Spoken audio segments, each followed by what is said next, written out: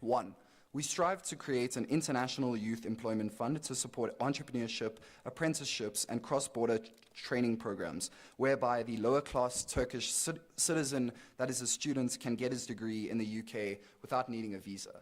2, to launch a global green skills and innovation program linking climate action with youth education, employment, and digital empowerment. Green innovation is our top priority as emphasized over the years, wherein projects like the Common Agricultural Policy, the Green Deal, the Net Zero Objective, the Carbon Border Adjustment Mechanism, and many more have been the European Union's top push. And thirdly and finally, to develop multilateral frameworks such as the Paris Agreement to ensure peace, stability, and democracy across Europe and its allies. Equality, a free market, and the integrity of human rights platform the values of our union, and we're proud to represent one of such stature. In conclusion, we face challenges of disagreement. States, Prime Minister sitting here, and to all our honorable members. Standing before you here, or rather sitting before you, is the Prime Minister of India, Narendra Modi. Let me start off by asking a simple question. How can we talk about a bright future for our country when so many of our youth are still waiting for a fair chance? In India today, education and employment are two powerful pillars that can lift millions out of poverty and open doors to new opportunities. But unfortunately, these pillars don't stand strong for everyone, especially for our young people in rural areas. One of the biggest challenges we face is unequal access to education between rural and urban. While city students often have access to modern schools, digital classrooms, and even online tutors, many rural children are still learning in schools with crumbling infrastructure, outdated materials, and barely enough teachers. Even when students do get an education, there's another problem. Oh.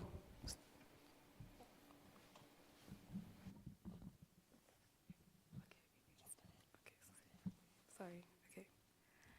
A mismatch between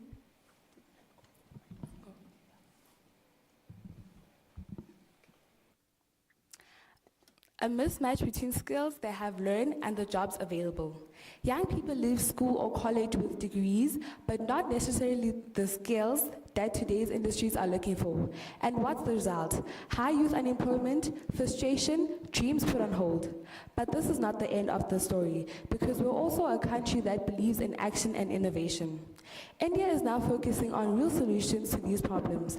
We are seeing efforts to improve rural education using digital tools, giving students in villages access to the same quality learning as those in cities. We are launching nation skills missions that focuses not only on theory, but on practical job-ready skills, and importantly, we're building strong partnerships with NGOs, with tech companies, with educators to train our youth and prepare them for the future. Because the truth is, our young people are not lacking potential. They are simply waiting for the right support, the right guidance, and the right opportunities. Firstly, we plan to deploy affordable digital tools in villages. This means providing cheap access to use technology like mobile apps, internet access, tablets, or computers in rural areas. Our goal is to ensure that people in our villages have access to education, government services, healthcare, and farming advice using technology. For example, giving farmers access to weather apps or market prices apps in local languages. Secondly, thank you, President Modi. Your time is concluded. Okay, thank you.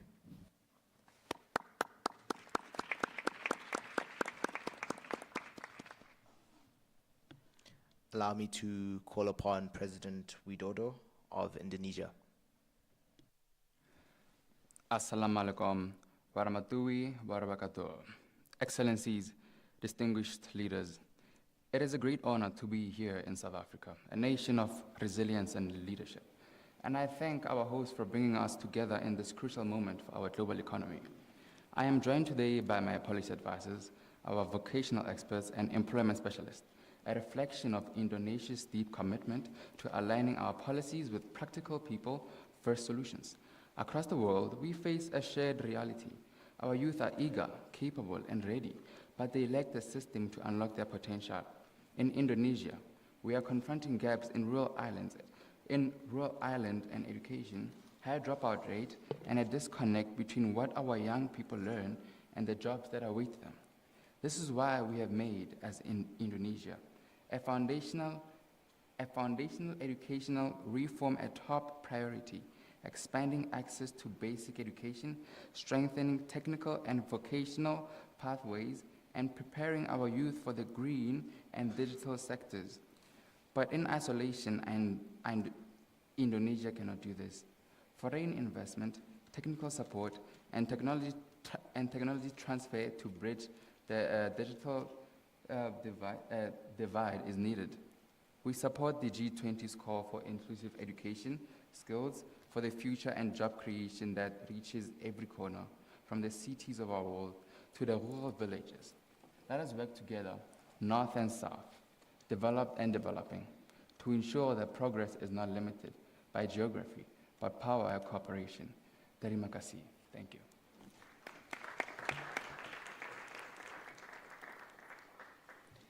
Thank you, President Widodo. I'd now like to call upon the Prime Minister of Italy, Prime Minister Giorgia Meloni. Distinguished delegates, honored chairs, Italy is proud to take its place today among this esteemed assembly of global partners at a time when the future of education and technology should result in coordinated action. As a founding member of the European Union and a country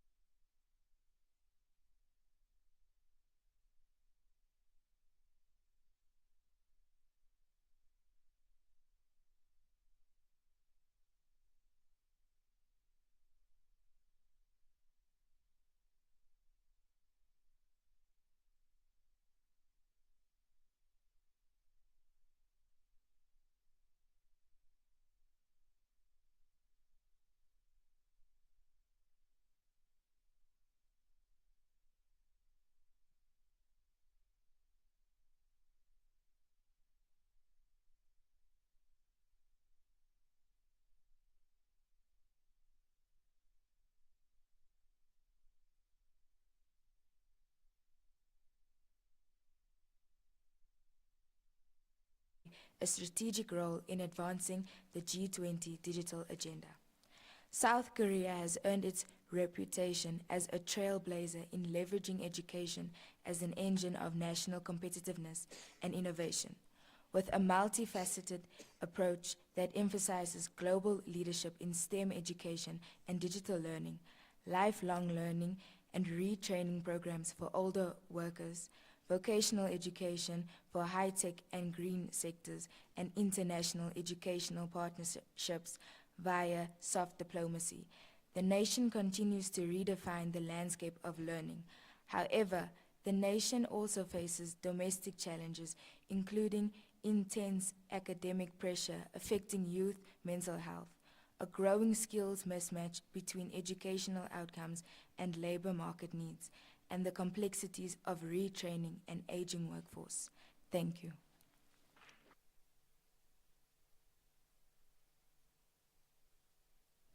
Thank you, President Yule. I'd now like to call upon Mexico, President Andrés Obrador.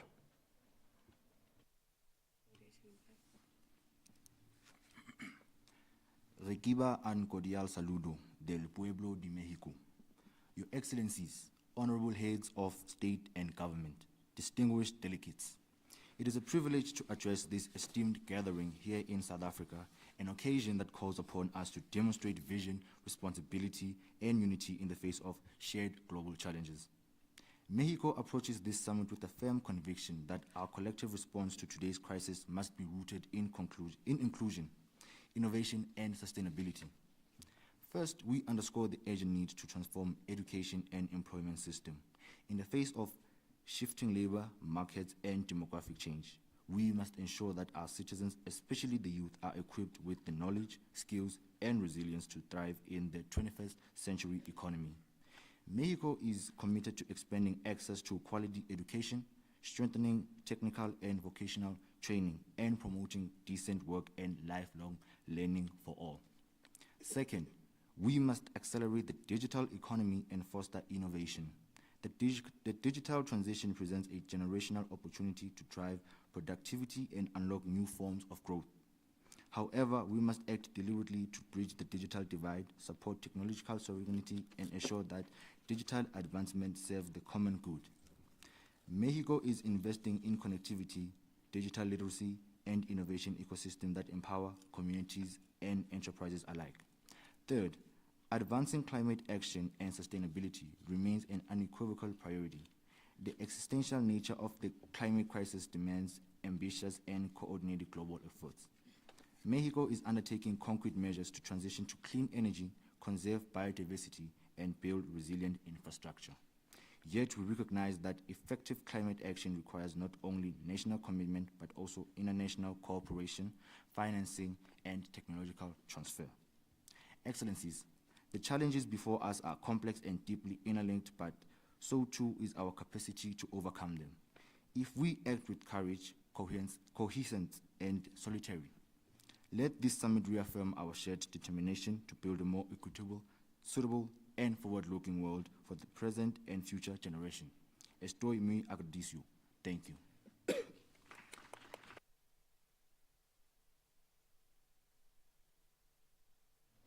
Thank you, President Obrador. I'd now like to call upon the President of Russia, President Vladimir Putin, to give their opening statement.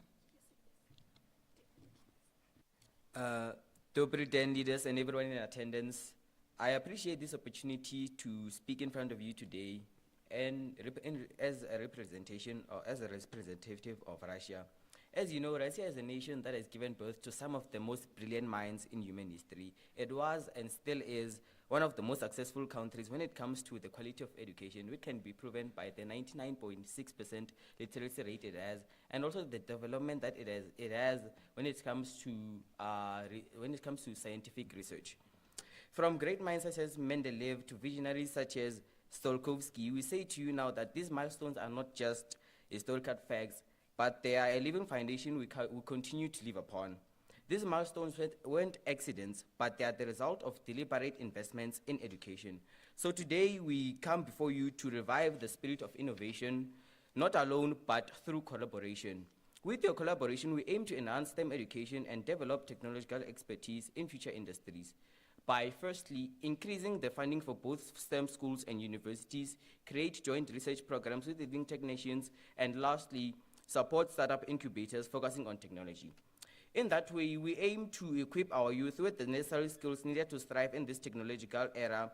So we call upon our G20 partners to help us create a better nation and a better world. Thank you.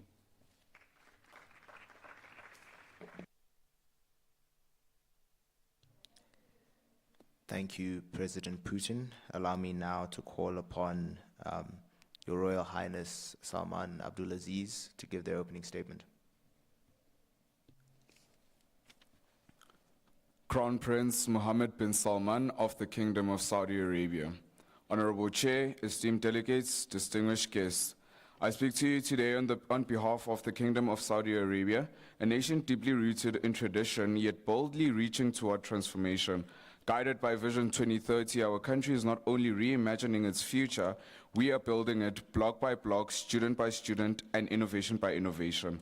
Our generation faces three defining responsibilities: educating for a changing world, employing youth with dignity, and healing a planet under pressure.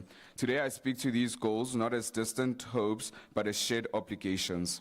In Saudi Arabia, we believe education must be more than textbooks and tests. It must be a ladder that lifts youth into purpose, creativity, and self-reliance.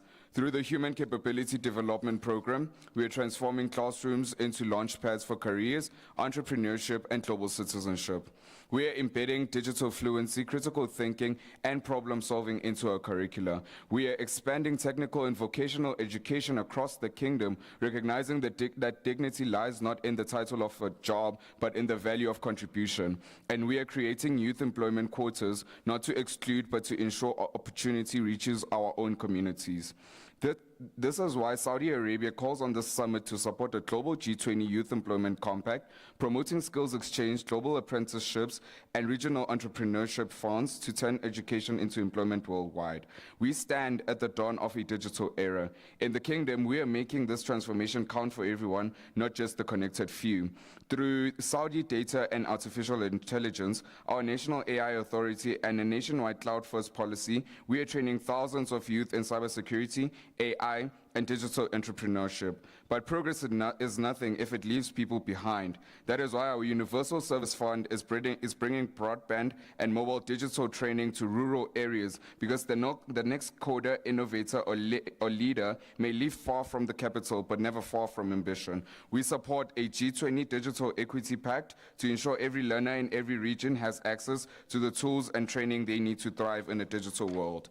The world cannot afford a divided approach to climate. In Saudi Arabia, we believe in climate action through innovation, not limitation. Through our Saudi Green Initiative, we aim to plant 10 billion trees, power 50% of our energy from renewables by 2030, and reach net zero by 2060.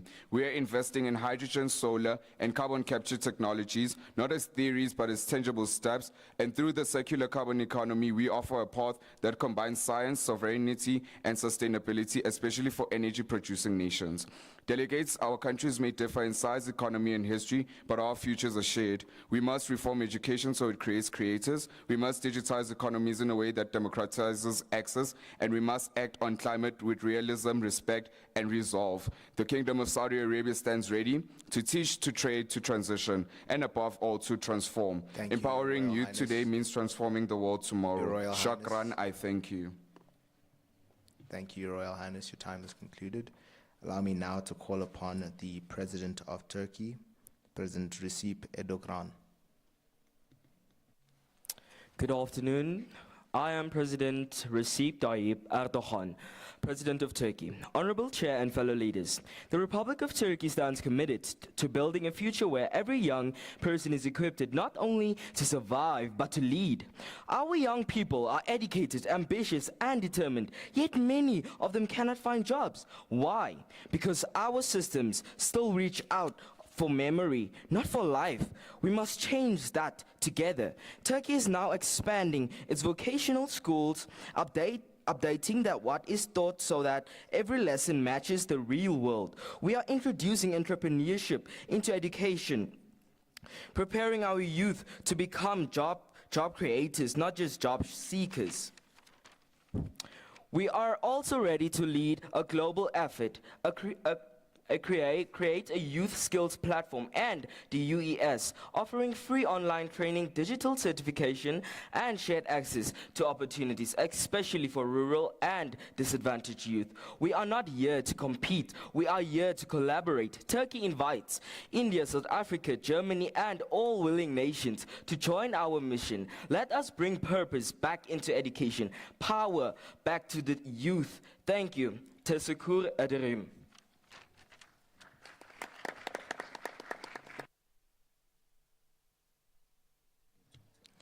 Thank you, President Erdogan.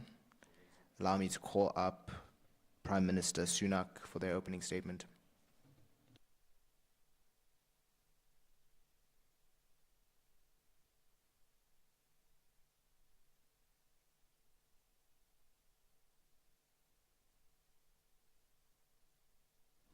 Prime Minister Sunak of the United Kingdom, your opening statement, please.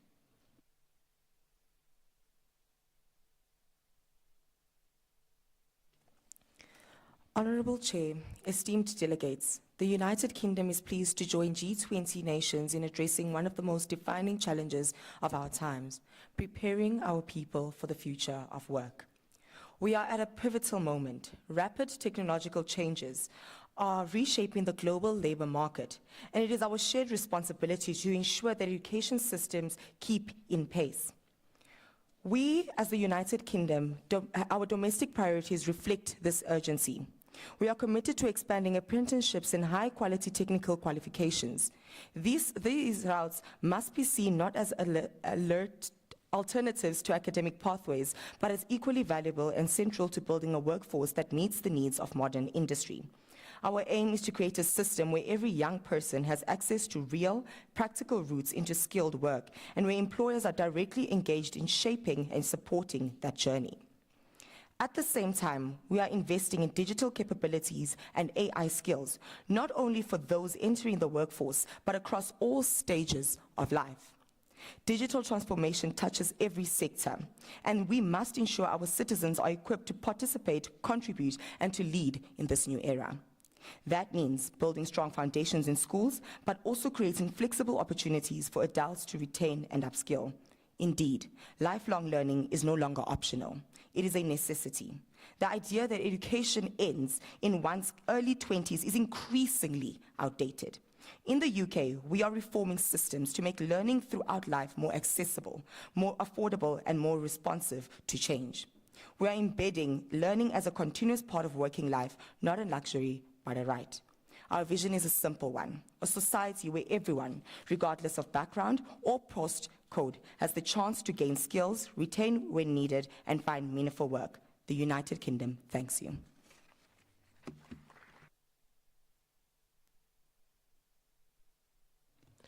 Thank you, Prime Minister Sunak. I would now like to call upon President Donald Trump to give their opening statement. Right. Thank you for that, Chair. Greetings to the House at large. I am President Donald Trump, representing the United States of America. We, as a country, aim to address the youth unemployment and the skills gap that is currently in the country. We aim to strengthen the STEM education and digital literacy within our country, and to expand and make community colleges more accessible and affordable for the people, so that less youth is uneducated.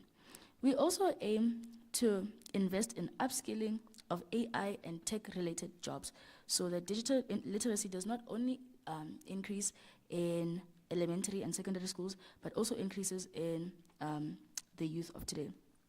We would also like to promote diversity and equity in educational access. We look forward to collaborating with various countries and improving not only the lives of us as Americans, but also the lives of various countries around the world.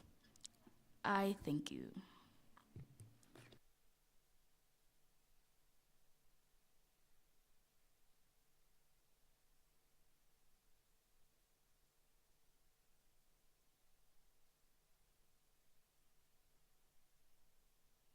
Okay, thank you for those opening statements. I will now take a round of hands from countries wishing to respond or offer reflections. As the host country, I think it's fair or fitting that we go last.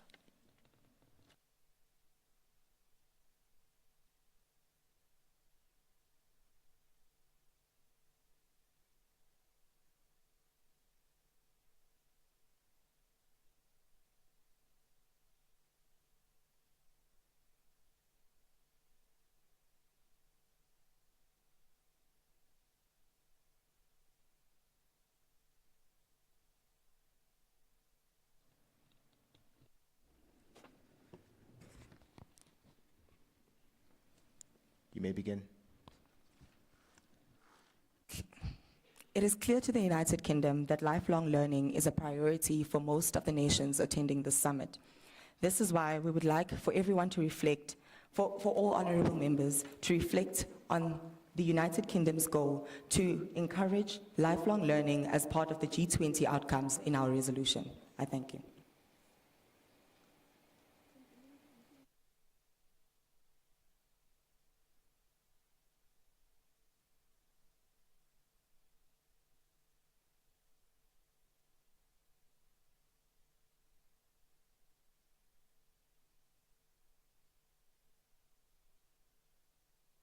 The United Kingdom, you have been noted.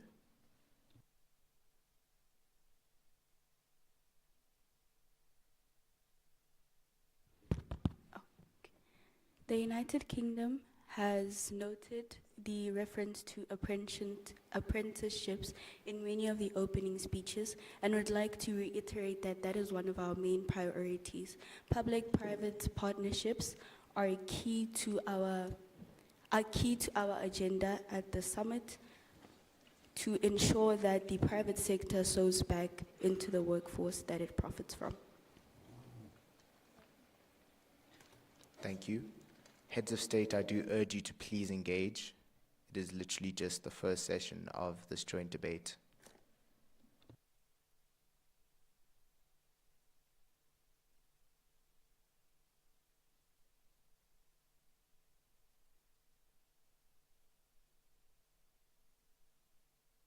South Africa, you are noted.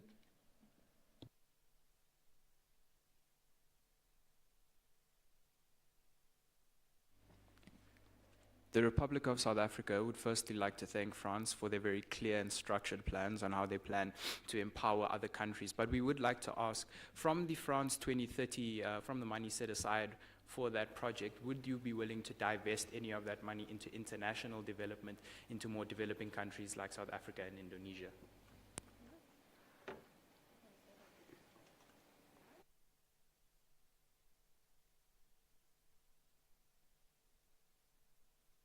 Germany, you are noted.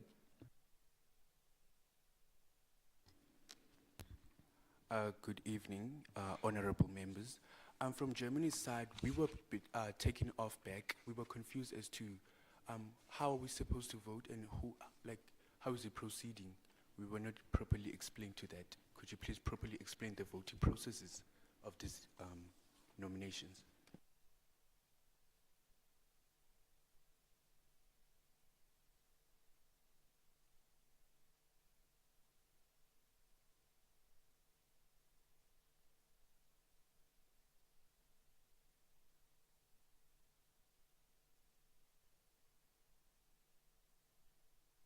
African Union, you noted.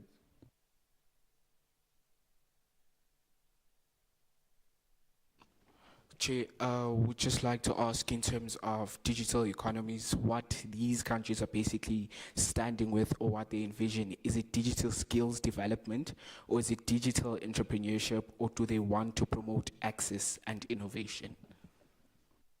Can be extended upon under that umbrella, should the country wish to do so. I do see you, Saudi Arabia, but China has been noted first. China, you noted.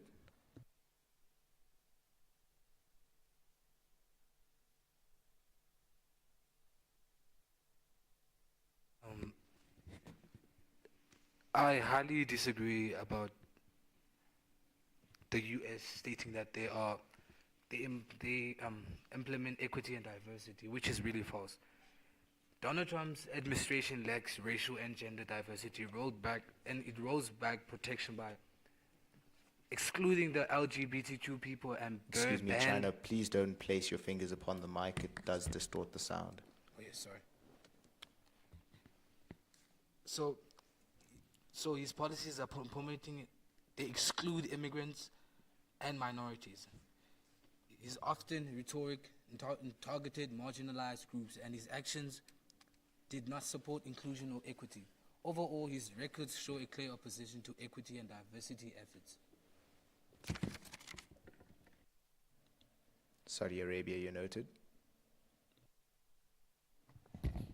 Thank you, Honorable Chair. I wanted to ask the President of Australia about the implementation of the digital literacy amongst their country. As we know that AI is slowly replacing humans in the work sector, how will the implementation of digital literacy amongst your citizens ensure that your citizens are not replaced by humans in the work sector, or how will they be accommodated? Thank you, Chair. South Korea, you're noted. Honorable delegates and the Chancellor, from South Korea's part, we are encouraging multilateral cooperation with the following countries: Japan, Germany, Mexico, Turkey, United Kingdom, Saudi Arabia, China, Brazil, and the African Union, with lights that we are producers of culture, catalysts of innovation, guardians of climate futures, and engineers of human connectivity, which the purpose of this is technological equity with sharing innovations in semiconductors, biotech, AI, and green infrastructure for mutual benefit, sustainable urban futures, co-developing smart human-centered cities across continents. With that also being said, cultural diplomacy, which is leveraging our creative industries, languages, and soft power to unify societies. Digital and green development, which is setting global benchmarks for carbon neutrality, e-governance, and climate-resilient economies. And resilient value chains, which is building supply networks that are fair, transparent, and future-proof. The core pillars of this would be mutual... Thank you, South Korea. Thank you. Mexico, if you intend on being noted, please keep your placard up. Do you still intend on speaking? You're granted.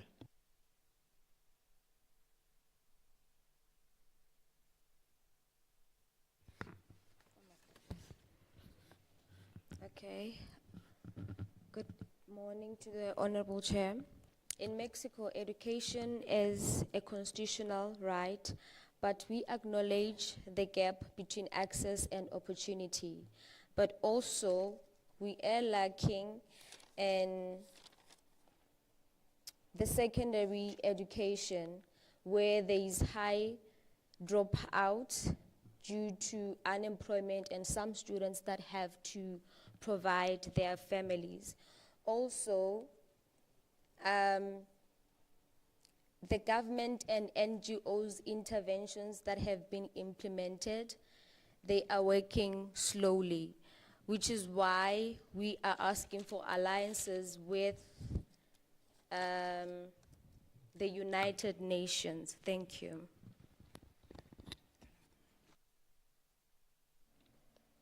Indonesia, you noted. Greetings to the House at large. Indonesia, as the Republic of Indonesia, we are proposing a question to the House at large. Indonesia is an island that is isolated from most of the countries that are close together with Australia. So the question that the Republic of Indonesia is placing to the floor is, what is the House doing to ensure that all these states or republics that are placed far away from the rest of the countries, what is being done to ensure that they receive the same resources at the same time, such as other countries? Because it is expensive to travel goods to Indonesia and others. Thank you. For the sake of urgency, South Africa. Good morning, Honorable Chair, and to the House at large. I just have a question for the the United States. In their main goals, they spoke about making universities more affordable. So I just wanted to ask, how exactly do they plan on making them more affordable? But again, they spoke about diversity in education, which is something that we are currently not seeing from the Trump administration, considering the amount of executive orders banning international students from coming to their universities. So we just really like more clarity on that, as it seems as a double standard for the G20 and the United States as a whole. Thank you. Can we please have Brazil?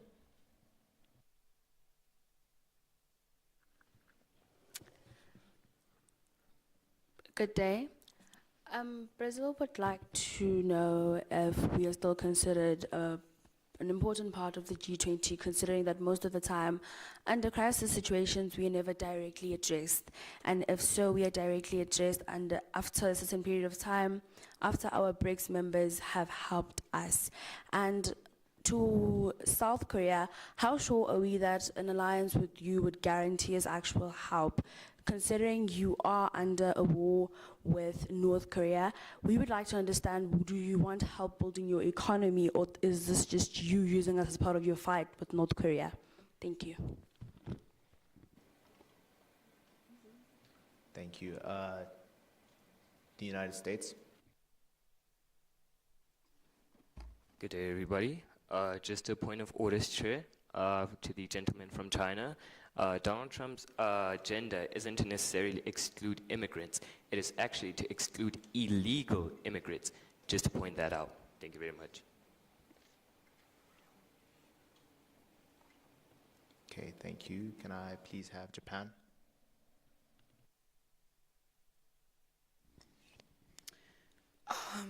Good morning to the House at large. My question would go to the African Union. So, the African Union was created to unite, protect, and empower African nations. But today, it acts more like a club of presidents than a union of people.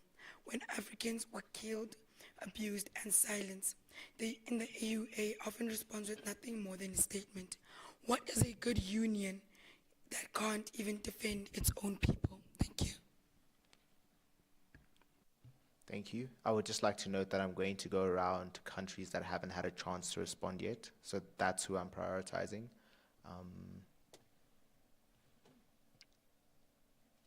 Okay. The European Union. I would just like to comment on the United Kingdom's remarks with regards to apprenticeships. I think apprenticeships are a crucial component through which we promote youth development. And as stated, we at the European Union have encouraged student exchanges and foreign employment projects. This is evident throughout the partnerships that we've had with the likes of Canada, South Korea, Japan, etc. I'd like to ask then, given that the UK values these exchanges, if the UK can account for the Brexit move, making this process a lot more difficult.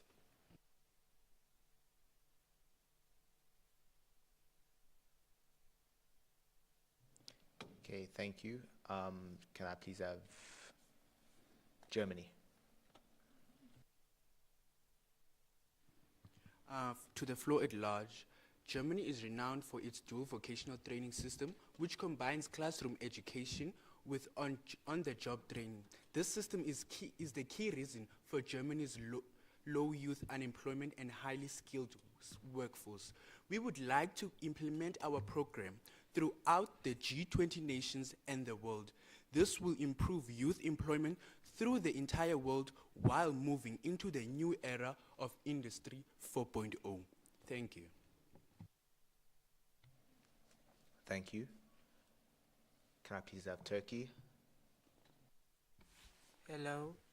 To Saudi Arabia, given our energy as Turkey needs a regional role, how can Saudi Arabia partner with us more fairly beyond just exporting oil, such as in tech or joint research?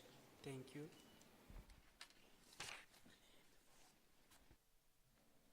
Thank you. United Kingdom, you're noted.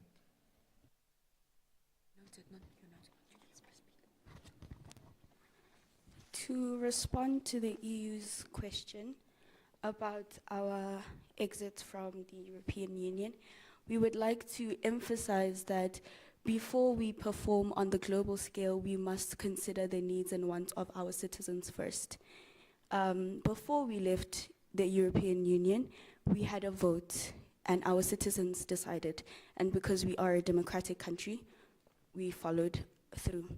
After Brexit, to fill the gap of our move, we introduced the Turing scheme as our global replacement to ensure that we do not inhibit these apprenticeships and public-private partnerships we're trying to implement. Thank you. Thank you. South Africa, you're noted. You had your placard up at some point.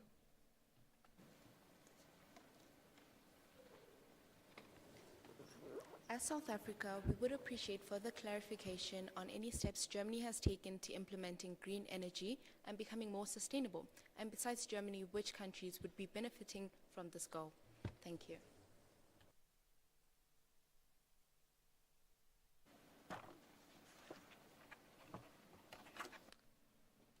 African Union.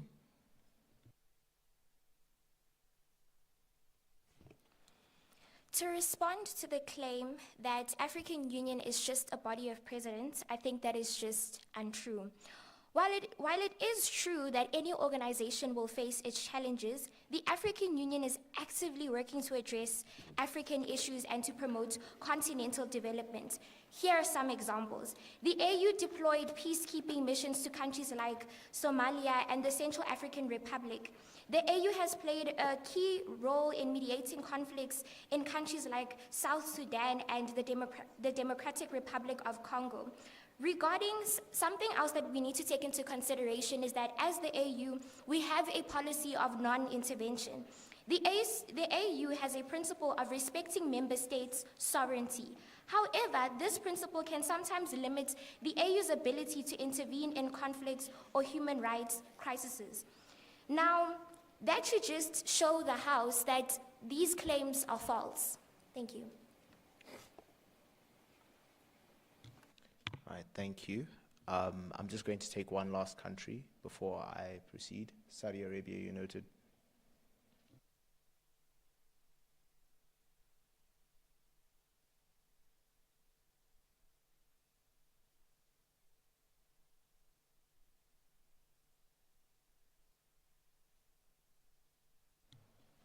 Saudi Arabia, do you not intend on speaking any longer?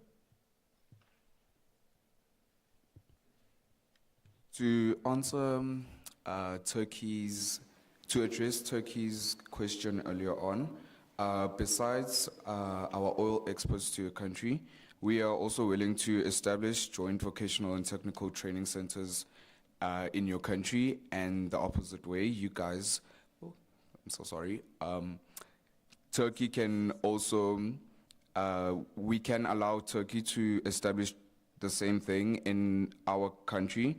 We're willing to establish exchange programs for TVET instructors, engineers, and digital skills trainers. Furthermore, we can co-develop youth entrepreneurship hubs focusing on sustainable industries.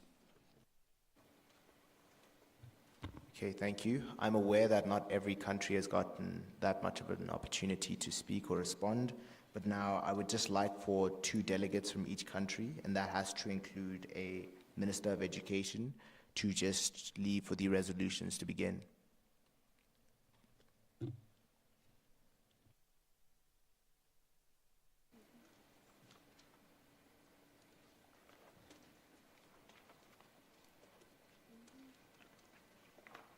Please, can we do that urgently? We're pressed for time. Whoever has been elected as a Minister of Education and 1 other delegate from each country, please leave for your resolutions.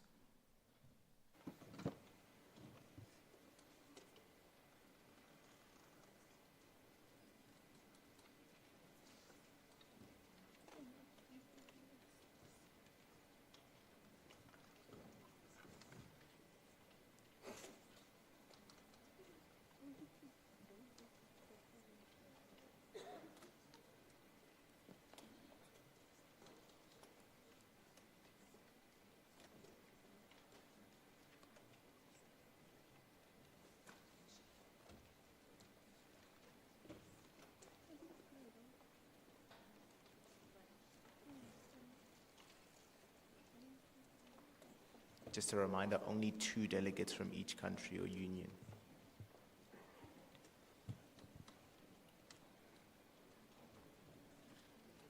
That excludes the head of states.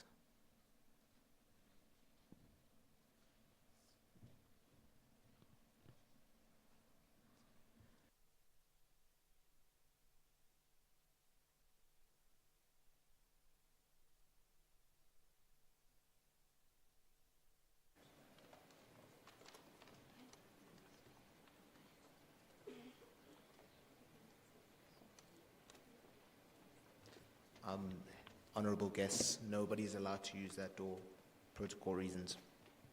So please exit from the other exits.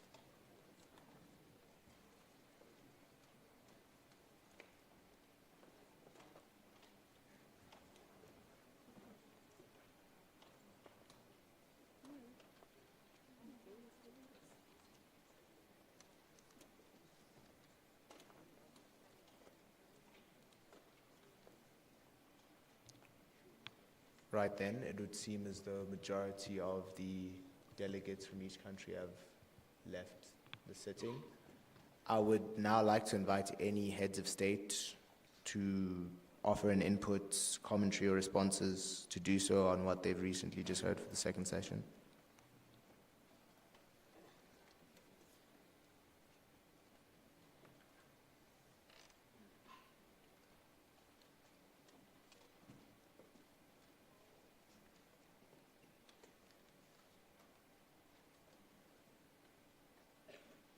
United Kingdom, you noted.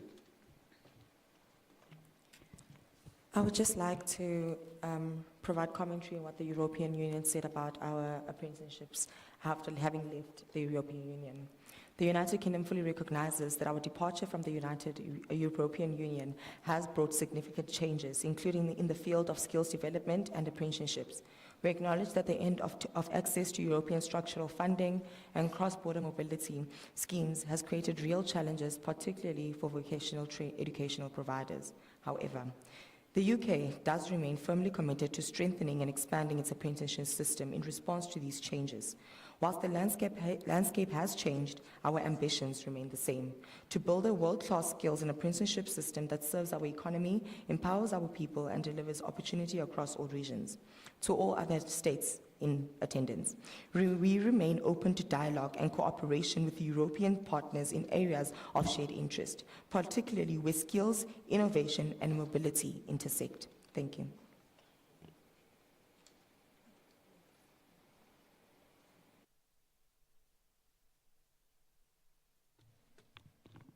Australia, you noted. Delegates, to answer the question that came from South Africa, to ensure that AI doesn't replace essential human activity across the world, especially in ways that lead to mass unemployment, loss of skills, as Australia, we promote job creation in green tech, care work, and creative industries, which are areas that are less susceptible to automation. Thank you.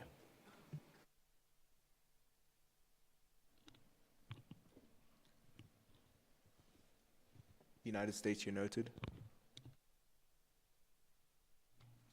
Right, I'd like to reply to South Africa. I do not understand what is meant by double standards in this case when I am trying to have both a more diverse education system, and by also having colleges be more affordable and accessible to people. When I was talking about colleges being more accessible to people, I meant that we could, more learners could file for FAFSA, which is Free Application for Federal Student Aid, and we could have more institutions decrease the tuition fees around our country. Thank you.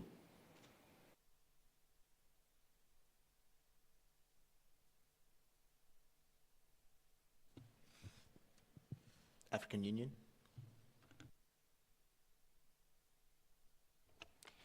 I would also like to just take this opportunity to respond to a question that came from the country from Indonesia.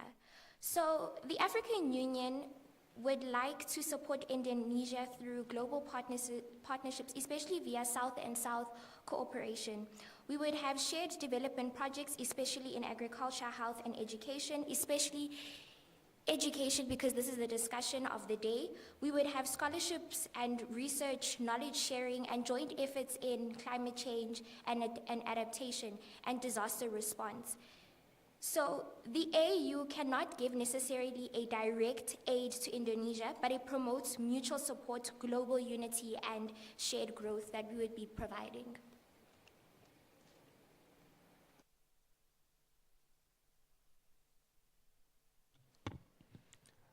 European Union noted. Thank you. I'd just like to recognize the UK's responses, and I appreciate that clarity. I'd also like to take this opportunity to move on to other pressing issues that we've had in our agenda regarding climate change. So the European Union has highlighted itself as the leading climate activist in the modern day. We've launched over 8 environmental policies and projects over the last decade, as I mentioned. Given that many of the other nations mentioned in their opening statements about climate commitments and the commitment they have thereof, I'd like to open the question to these nations as to what practice in place in order to promote or ensure that they have that climate commitment in our society. If proven to be dedicated to that cause, we're more than happy to form stronger relationships with those countries. Point of privilege. Granted. Just from South Africa, I would like to pose a question to both Saudi Arabia and the United States. South Africa has a fairly close relationship with China in terms of development in infrastructure, and part of that digitally involves China's development of 4G and 5G networks across Southern Africa, and that's one of the goals that South Africa is leading, South-to-South cooperation. And there has been a lot of fire back from the United States regarding China's involvement in Southern Africa. I would like to ask the United States how they plan on combating that and if they're open to any further digital innovations in terms of South Africa and competing with China.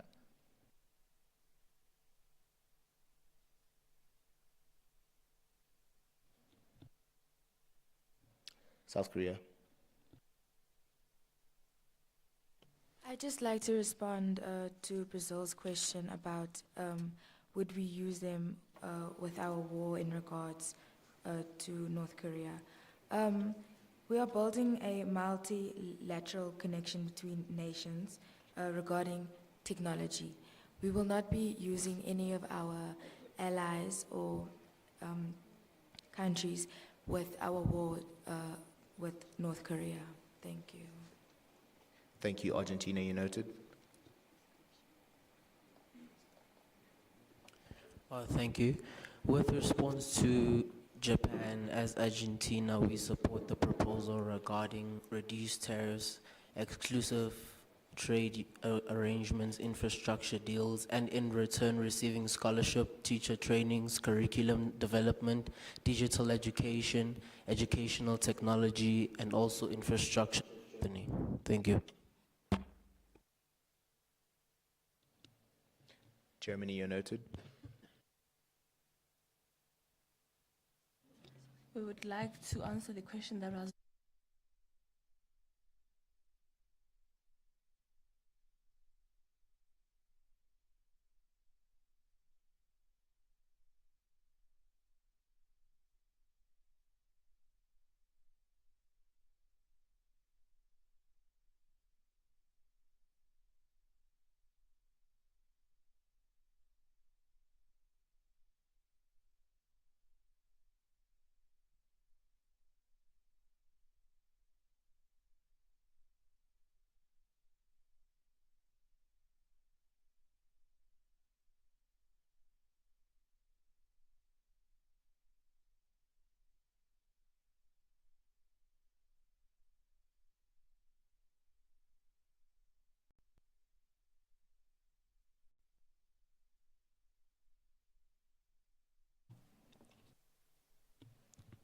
China, you noted. Point of personal privilege, sir. Granted. Honorable delegates of USA, I have not been answered, but I was corrected. I haven't received a China, complete- you're inaudible. Is something wrong with your mic? Oh, no, sorry. China has not received a complete answer to the question I asked. That to refer to both sections of the questions when answering, and I'll repeat what I asked. I said that the claim that Donald Trump empowers equity and diversity is false. His administration lacks racial and gender diversity, rolled back protections for LGBTQ people, banned diversity training in government, and promoted policies that exclude illegal immigrants and minorities. His rhetoric often targeted marginalized groups, and his actions did not support inclusion or equity. Overall, his record shows a clear opposition to equity and diversity. May I please get a clear answer on that? Before I take South Africa, United States, would you like to respond? Okay.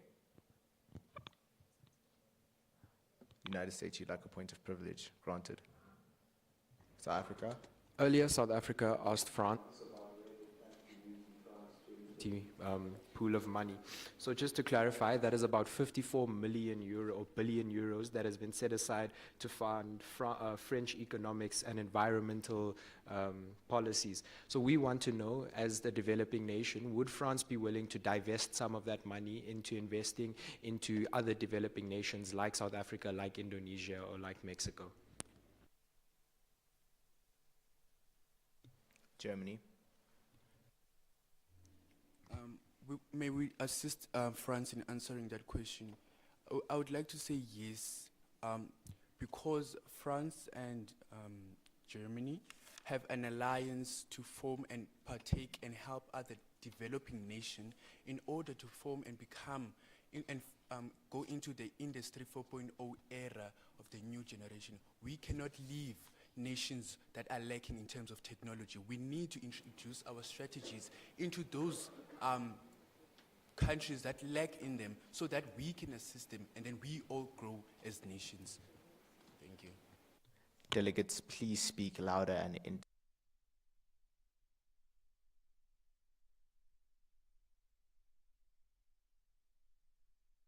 to the African Union.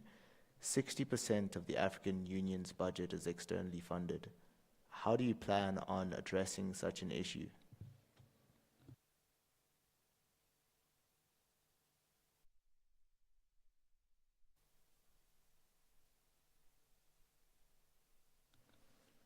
Australia?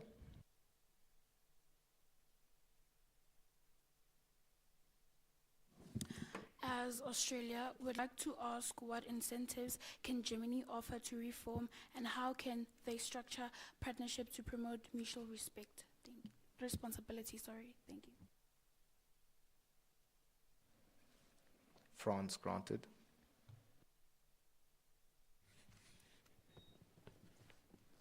Okay, we have a question for United Kingdom on how they are planning to develop their educational sector or the country, because they have an inequality rate of 46%, which does not seem to be lowering down. Thank you.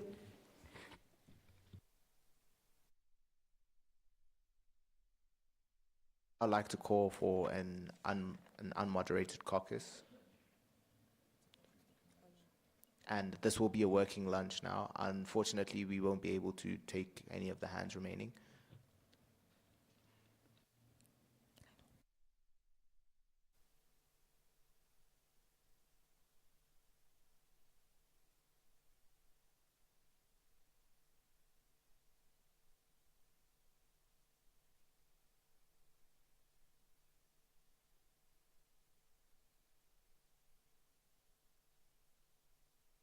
Delegates, you're more than welcome to use this exit. We will return at 1:30. Use this opportunity to negotiate.